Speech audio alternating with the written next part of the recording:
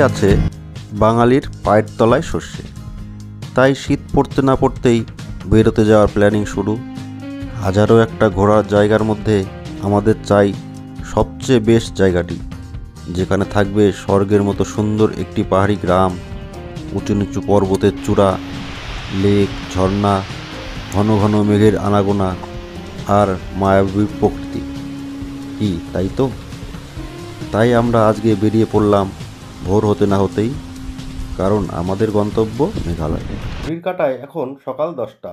ভোর 3টের সময় কামাখ্যা মায়ের মন্দিরে পুজোর লাইনে দাঁড়িয়ে পুজো দিয়ে আমরা বেরিয়ে পড়লাম আমাদের পরবর্তী গন্তব্যস্থল মেঘালয়ের উদ্দেশ্যে। এই যে মন্দির চত্বরটা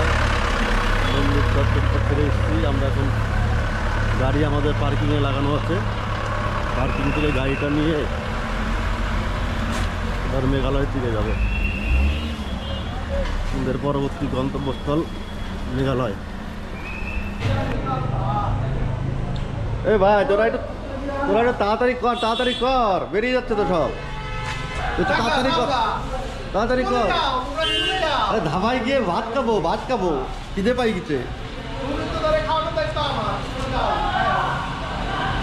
আমাদের মধ্যে আমি আর সাবান খাই না, এই আরো খাই আইছে। এই ভাই তাড়াতাড়ি কর, আমরা খাবো। আমাদের পরের গন্তব্য মেঘালয় পুলিশ বাজার। এখান থেকে গুগল আমাদের ম্যাপ দেখাচ্ছে 99 কিলোমিটার। যেতে সময় লাগবে 2 ঘন্টা 30 মিনিট মতো। তো সকালে যেহেতু আমাদের ভারী কিছু খাওয়া হয়নি, তো রাস্তার মাঝখানে আমরা একটা ভালো ধাবা দেখে দুপুরের লাঞ্চটা করে নেব। তারপরে আমরা মেঘালয় পুলিশ বাজারে গিয়ে একটা হোটেল খুঁজব। গৌহাটি থেকে শিলং যাওয়ার পথে আমরা দাঁড়ালাম উমিয়ম লেকে। পাহাড়ি সুন্দর এই লেকটি আমাদের সকলের যেন মন জয় করে নিল। আমরা কিছুটা সময় এই লেকের ধারে কাটালাম।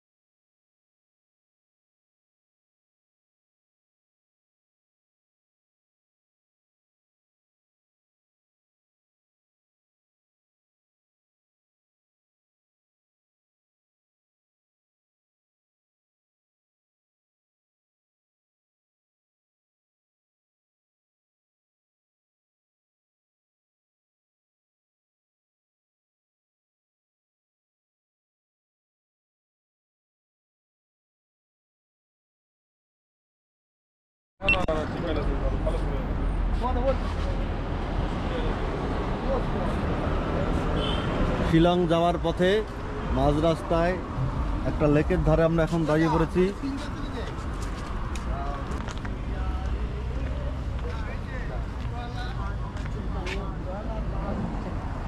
এই যে আমাকে বাইকার পার্টি, এই যে আমাকে বাইকার পার্টি হয়ে পড়ছে।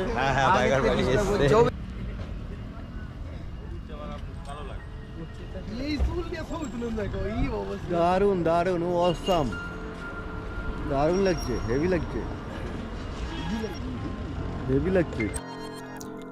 দীর্ঘ 991 কিলোমিটার পথ অতিক্রম করে আমরা শিলং পুলিশ বাজার এসে পৌঁছলাম। কিন্তু এখানে এসে আমরা যেসব হোটেলগুলিতে যাচ্ছি দেখছি খুবই এক্সপেন্সিভ, আমাদের বাজেটের বাইরে। এর জন্য আমরা আপার শিলংয়ের দিকে রওনা হলাম ও ওখানে কোনো একটা হোটেলে থাকবো। এখানকার স্থানীয়রা বললেন ওখানে নাকি বাজেটের মধ্যে হোটেল পেয়ে যাব। আর একটা ইনফরমেশন দিয়ে রাখি, যেহেতু আমরা অ্যাডভেঞ্চার করতে এসেছি তাই আমরা প্রপার শিলং এ থাকতে চাইছি না, একটু অফবিট এ থাকব, যাতে করে পাহাড়ের মনোরম পরিবেশটা আমরা দাঁড়িয়ে উপভোগ করতে পারি। কোনো কথা হবে না, সুন্দর হোটেল। আমরা আমাদের ঘরটা উপরে। কেমন লাগছে দাদা ভাই? হ্যাঁ, হোটেলটা কেমন হয়েছে? আমাদের হোটেলের থেকে ব্যালকনির থেকে একটু দেখা যাচ্ছে ভিউটা, দেখো খুব দারুণ ভিউ পেয়েছি।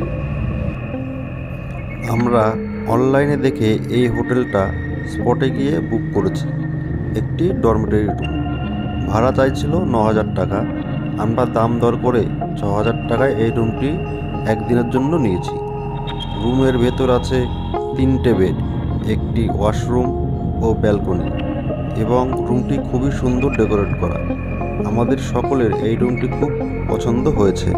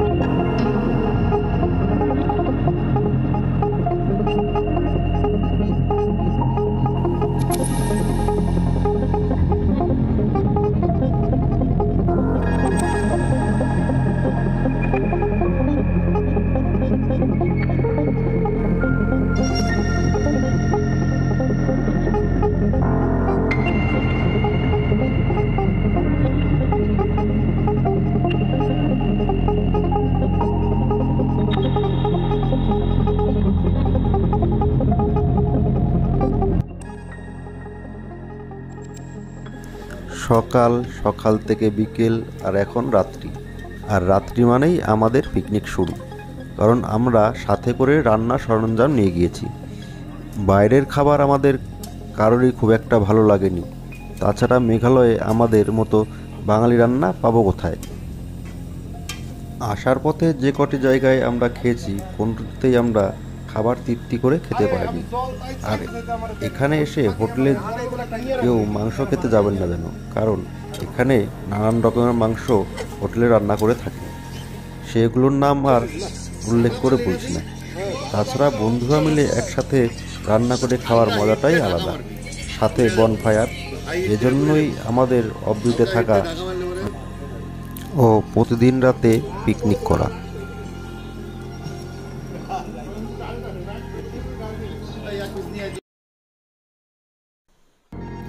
শুভ সকাল অল অফ মাই ফ্রেন্ড। আজকে আমাদের ভ্রমণের ৪র্থ দিন। আমরা কাল রাত্রে আজকের ভ্রমণের পরিকল্পনা করে নিয়েছি। আমরা আজকে যাব ডাউকি নদী। আপার শিলং থেকে যেতে সময় লাগবে আনুমানিক 3 ঘন্টা 30 মিনিট, 79 কিলোমিটার। যাত্রাপথে আমরা কিছু সাইট সিনও আজকে করে নেব। যাত্রাপথে প্রথমেই যে স্পটটা পড়বে তার নাম হচ্ছে ক্যানিয়ন ভ্যালি ভিউ পয়েন্ট। এখানে আমাদের সময় লাগবে আনুমানিক 20 মিনিট। এখানে 6 মাস এই ভিউ পয়েন্ট থেকে কিছুই দেখতে পাবেন না, কারণ প্রচুর পরিমাণে মেঘে ঢাকা থাকে। এই ভিউ পয়েন্ট আরেকটি নামেও পরিচিত ডিপ অ্যান্ড ডার্ক, কারণ বছরের 6 মাস মেঘে ঢেকে থাকার জন্য কোনো দৃশ্যই চোখে পড়ে না। আর জায়গাটি অবশ্যই অনেক গভীর খাদ। এছাড়া এখানে দেখার মতো আর তেমন কিছুই নেই। তো চলুন আমাদের পরবর্তী ডেস্টিনেশন রিওয়াই রুট ব্রিজ। প্রথমেই বলে রাখি, এই স্পটটা করতে গেলে কিছুটা সময় ট্রেকিং করতে হবে। এই ধরুন 10 থেকে 15 মিনিটের হাঁটা পথ। আর এই জায়গাটি কিছুটা সময় হাতে নিয়ে দেখুন। প্রকৃতির খেয়ালে তৈরি এই লিভিং রুট ব্রিজটা দেখে আপনার মন ভালো হয়ে যাবেই। এই ব্রিজটা কিন্তু কোনো ইঞ্জিনিয়ার তৈরি করেনি। প্রকৃতির অপার নিয়মে তার সৌন্দর্য দিয়ে তৈরি এই লিভিং রুট ব্রিজটা সকলের আকর্ষণের বিষয় হয়ে দাঁড়িয়েছে। এখানে চাইলে কিছু ভিডিও বা ফটোশ্যুটও করে নিতে পারেন। এখানে আপনি চাইলে 1 থেকে 1.5 ঘন্টা সময় নিয়ে দেখতে পারেন। এই স্পটটার আশেপাশে কিছু স্থানীয় দোকানদার আছে, যেখান থেকে আপনি সকালের টিফিন হোক বা দুপুরের লাঞ্চ এইখানে আপনি সময় থাকলে হাতে সেটা করে নিতে পারেন।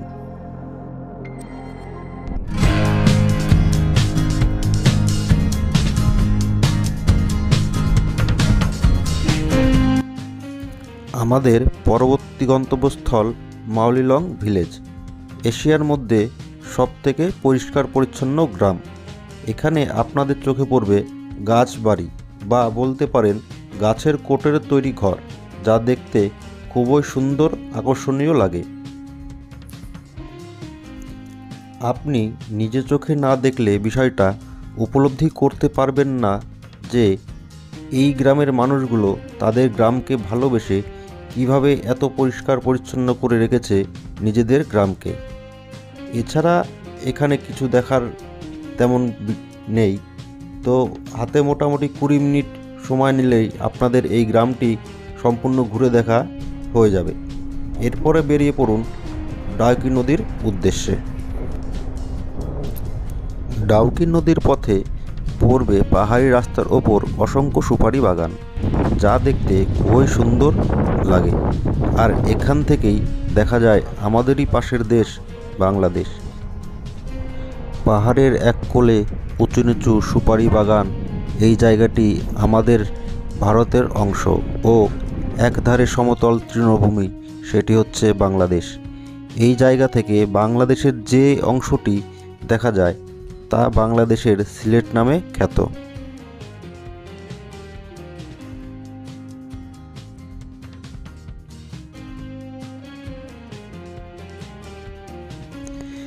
এইখান থেকে যে কাঁটাতারের বেড়াটা আমরা দেখতে পাচ্ছি, এটা বাংলাদেশ ভারত বর্ডার সীমান্ত।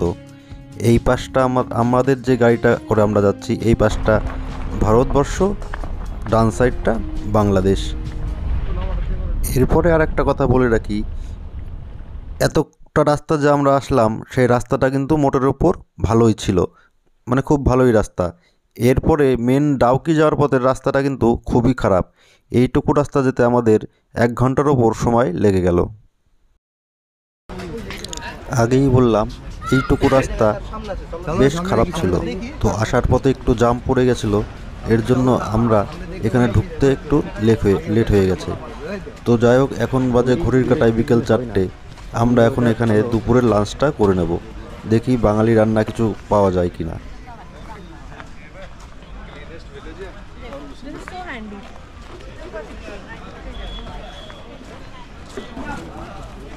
সব জায়গাতে একই।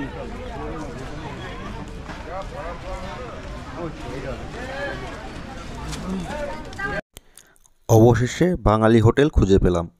সবজি ভাত অর্ডার করলাম, 140 টাকা প্লেট। প্লেটে আছে আলু ফুলকপির তরকারি, উচ্ছে ভাজা, মুসুর ডাল আর ভাত, সাথে পেঁয়াজ লঙ্কা। যতটা আনন্দের সাথে খাবার অর্ডার করেছিলাম, ততটা কিন্তু খেয়ে তৃপ্তি পেলাম না, কিন্তু কিছু করারও নেই। বিদেশ ভুবে এসে ডাল ভাত যে পেয়েছি, এই আমাদের জন্য অনেক। সারাদিন কিছু খাওয়া হয়নি, ঘোরাফেরা করতে করতে।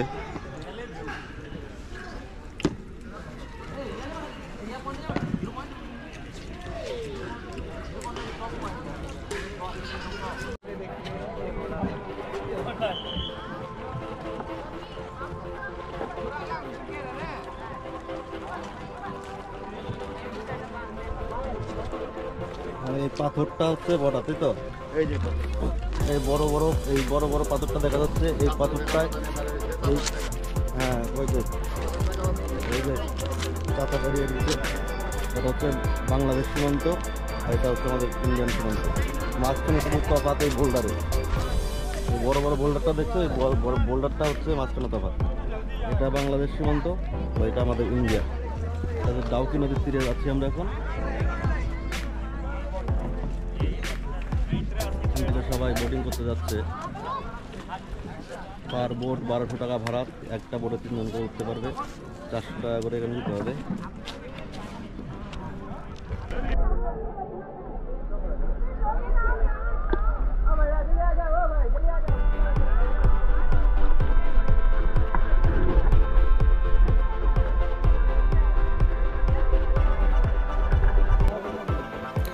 এই নদীর সম্বন্ধে যা শুনেছিলাম যে খুবই নাকি সুন্দর, পরিষ্কার পরিচ্ছন্ন এই নদীর জল। আমাদের চোখে তেমন কিছু একটা মনে হলো না, হয়তো আমাদেরই কপাল খারাপ। স্থানীয়রা বলছিলেন সূর্যের আলো যখন নদীতে পড়ে, তখন এই নদীর নিচের পাথরগুলি পর্যন্ত দেখতে পাওয়া যায়। তবে নৌকা বিহার করে আমাদের সকলেরই মন ভরে গেল। চাইলে আপনি এখানে রাত্রি যাপনও করতে পারেন। একধারে যেমন রয়েছে টেন্টের সুব্যবস্থা, সাথে পিকনিক ও বনফায়ারও করতে পারেন, সাথেই আছে সুন্দর হোমস্টে বা হোটেল। কিন্তু আমাদের এখানে থাকা হয়নি, আমরা এখান থেকে ফিরে যাব আপার শিলংয়ের উদ্দেশ্যে, কারণ আমাদের হাতে সময় একটু কম আছে। বন্ধুরা, আজকের মতো ভিডিওটা আমি এখানেই শেষ করছি, না হলে ভিডিওটা অনেক বড় হয়ে যাবে। নেক্সট পর্বে আসতে চলেছে চেরাপুঞ্জি ও তার আশপাশের সাইট সিন। ততক্ষণ বন্ধুরা সবাই ভালো ও সুস্থ থাকুন। ধন্যবাদ।